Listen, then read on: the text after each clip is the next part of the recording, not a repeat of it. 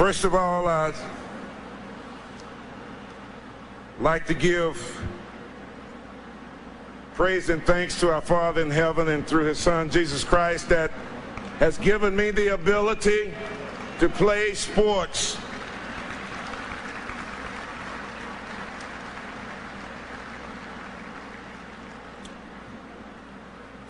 I learned a poem in the 8th grade titled "The Road Not Taken." It's about two roads. One was well traveled, the other was grassy and wanted wear. Through this poem, I discovered that life would give me choices. It was recognizing those choices that proved to be the greatest challenge. And looking back, my instinct was to always take the easy road. But the easy road never came my way. You see, I grew up in Griffin, Georgia. My mother and my grandmother raised me, my brothers and my sister. We didn't have much money or any luxuries to speak of. Times were tough, and I recognized at an early age the struggles that we faced. I remember getting on my knees when I was 10 years old beside my grandmother, and I simply asked God something. I asked him if he would just give me the ability that I could do something, that I could help my mother and my grandmother, and I could help other people. My grandmother taught me the power of prayer and what that prayer meant to me. And it's still in front of me today. Back in the 50s, kids in my neighborhood didn't wear $100 tennis shoes and never went to sporting camps. After chores and homework, you'd find us in an empty field playing football, basketball, baseball. We didn't have golf in our community, and if we had, we'd learn how to play that. My brother Lamar taught me the basics of sports. Even then, something in my spirit told me that sports would be my chosen path. But success didn't come my way instantly. In fact, I went out for football in high school, and I couldn't make the team my first 3 years. Now, basketball was a different story. I loved playing basketball, and others recognized my ability and my passion for the game. In fact, Loyola University wanted me to come play basketball for them. But due to financial hardships, I selected a career in the Air Force to serve this great country and to continue my education and play basketball. But as I came to learn, that wasn't God's plan for me. About the same time, a gentleman by the name of Mr. Stan Lomax was hired to coach at Fort Valley State College. Coach Lomax had learned of my athletic ability from my cousin, John Willis. And through Coach Lomax's persistence, I was offered an athletic scholarship. Coach Lomax, I thank you for always treating me and believing in me, treating me like a son. And to my cousin, John Willis, I wouldn't be standing here today without you. God bless you, brother. I love you.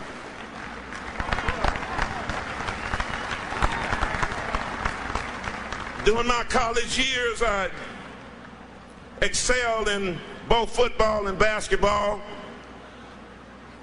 but basketball was still my preferred sport, as I averaged over 20 points a game and 21 rebounds per game.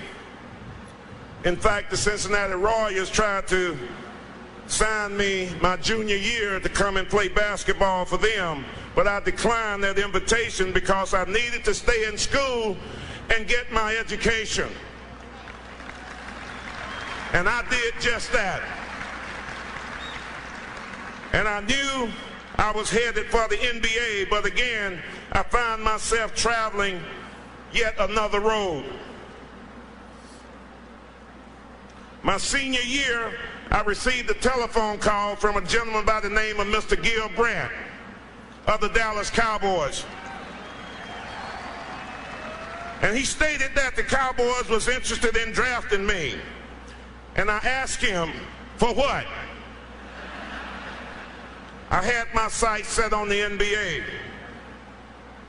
But I realized that potential playing for the Cowboys was a God-given opportunity, and I couldn't ignore it. I decided to attend the Cowboys training camp, which was in July. The Royals camp didn't start till August, and I kind of figured that if I didn't make the Cowboys team, I could go right to the NBA. That year in 1967, the Dallas Cowboys had 137 rookies in training camp. Gil Brandt was signing everybody that could walk. Only 5 made the team that year, and I was one of the 5.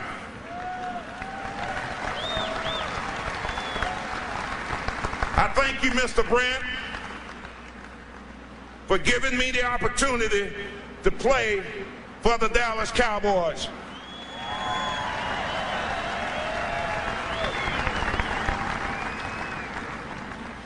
My career started as a tight end. Don Meredith was our quarterback at the time. Recently, I asked Don, I said, Don, if you remember throwing me a touchdown pass against the Eagles. He laughed and said, Rayfield, I wasn't throwing the ball to you. You were just so tall, you got in the way. 2 years later, Coach Landry called me into his office and said, Rayfield, I'm going to move you to offensive tackle. I looked at him and I said, Coach, I never played that position before in my life. He said, I know, but you're quick. You learn fast. Besides, we got a young quarterback coming to the team this year, and his name was Roger Staubach, and he don't stay in the pocket. He run around a lot.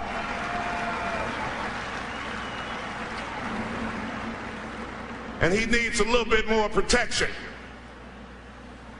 But I was never one to question the authorities of elders. And Coach Landry, I believed in his decision, and that was good enough for me. Now, offensive linemen are taught to protect the quarterback the same way that the Secret Service protects our nation president. In this case, Roger Staubach was our president, and the director of the Secret Service was our offensive line coach, Jim Myers. He built an offensive line that was unmatched. And today, I cannot accept this honor without bringing Coach Myers and his offensive line into the hall with me. And that line consists of John Fitzgerald and Tony Liscio and Dave Manders and Ralph Neely, John Nolan, and Blaine Knight.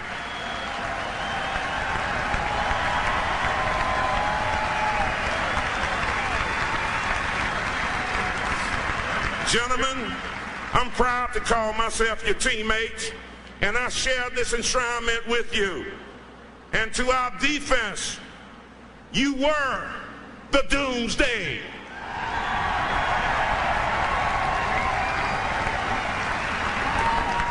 And I'm thankful that I only had to face you guys in practice. I remember Coach Landry once telling me that, Rayfield, no matter how many awards or accolades you receive, that you will be never greater than the team. The Dallas Cowboys was a team, and what a team the Cowboys had during the dynamic decade of the 70s.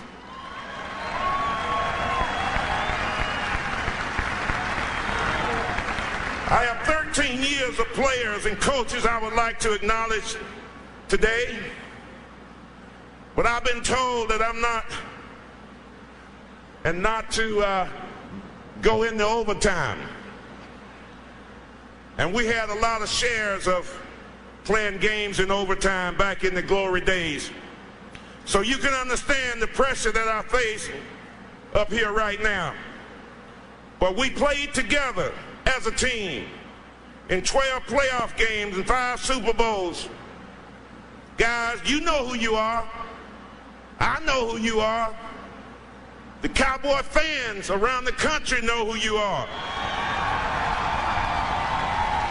Always remember that we were winners, and I treasure those moments and memories. Fans always ask me my toughest opponent was,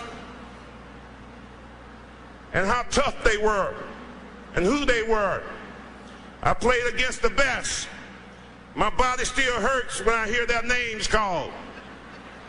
But I wouldn't be here today without these great players.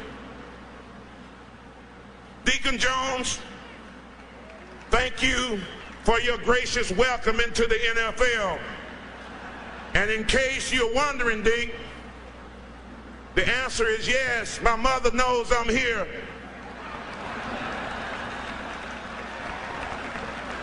Claude Humphrey, you were a brute, a strong and physical player. L.C. Greenwood, your long arms and quickness made Sunday afternoon a chore. Jack Youngblood, you played with finesse, and I tried always to try and outsmart you. Bubba Smith was a mountain of a man. Carl Eller, Carl, if you ever need a ride from Bloomington to Minneapolis, give me a call, my friend. But this time, I'll drive you in my car.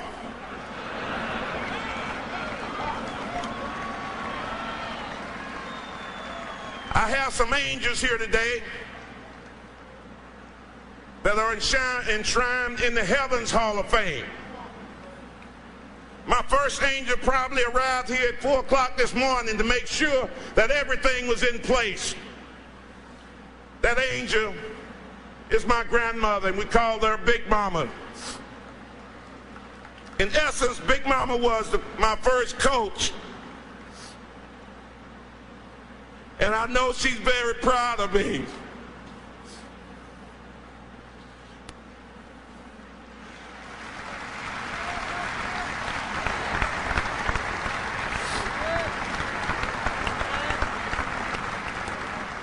The spirit of my youngest brother, Philip, is also here. He was a great athlete with a big heart. He left this world much too soon. Cowboys fans will give the next angel a warm welcome because he is Coach Tom Landry.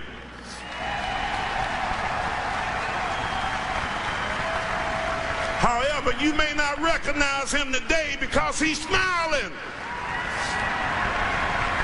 Thank you, Coach Landry, for your inspiration on and off the field. On the sideline was Coach Ernest Stoppner, our distinguished defensive coach. Next to Coach Landry and Coach Stoppner are two Cowboy legends, Harvey Martin and Bob Hayes. Harvey was one of the most accomplished defensive ends to ever play the game. And Bully Bob Hayes forever changed the game of football. Harvey and Bob, my hope and prayer is that someday you will both join me into and inducted into the Pro Football Hall of Fame.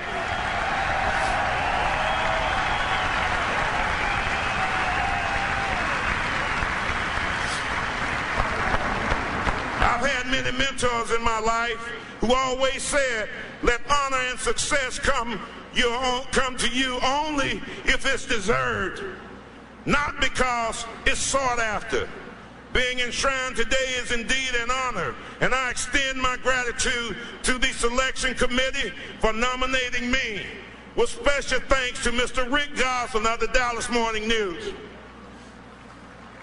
Some say that patience is a virtue. After 22 years of eligibility, God knows that I'm not a saint, but I am a Dallas Cowboy.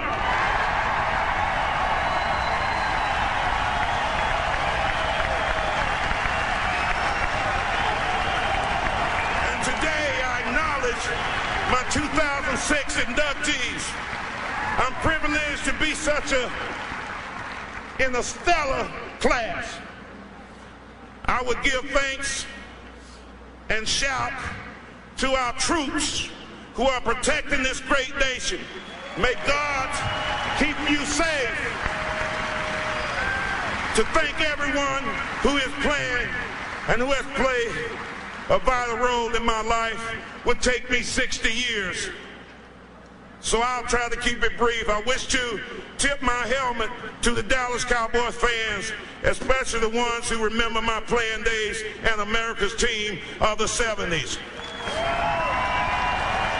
To the Bob Hayes family, I thank you for your support and continued support over the years. To my former teammates, the ones who are here today, and to those who have reached out to me over the past several months. I love you guys, and I thank you. To Miss Jeanette DeVeda, the co-author of my book, and my friend, thanks for keeping me real. To my classmates and teammates from Fairmount High School and Fort Valley State College, we are connected through the gifts of education and knowledge. To my uncles, my aunts, my cousins, to everyone in Griffin, Georgia, you are a vital link to my past and a solid bridge to my future. To Mr. David Walker, my Boy Scout master, who always taught me to be prepared. To my brother Lamar, my sister Erlene, my children Lorraine, Anitra, Larry, Ariel, and my grandchildren, Asia and Taylor. You nourish my souls, and I love you from the bottom of my heart.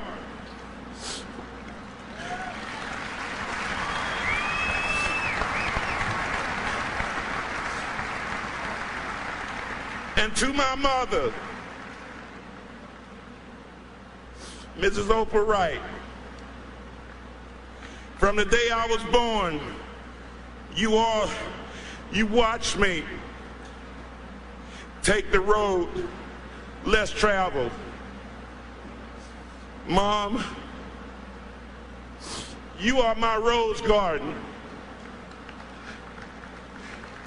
You watered each day with your love, with your faith, and with your prayers. Your roots are deeply instilled in me, and your soul is so beautiful. in spite of all the painful thorns that life has put in your way. Now, parents, teach your children well. Encourage them with your faith and leadership. Remember that you are the windows through which your children see this world. Take notice of yourself and the things that you do in hopes that your example will stir their hearts and souls. To every young athlete within the sound of my voice, it takes courage to dream your dream. Don't let them sit in the locker room. Take a leap of faith. Listen to your parents and respect your elders. Learn from your successes and your losses. Defeat as possible and as a challenge to do better next time. Be satisfied you gave the game everything that you had. And remember,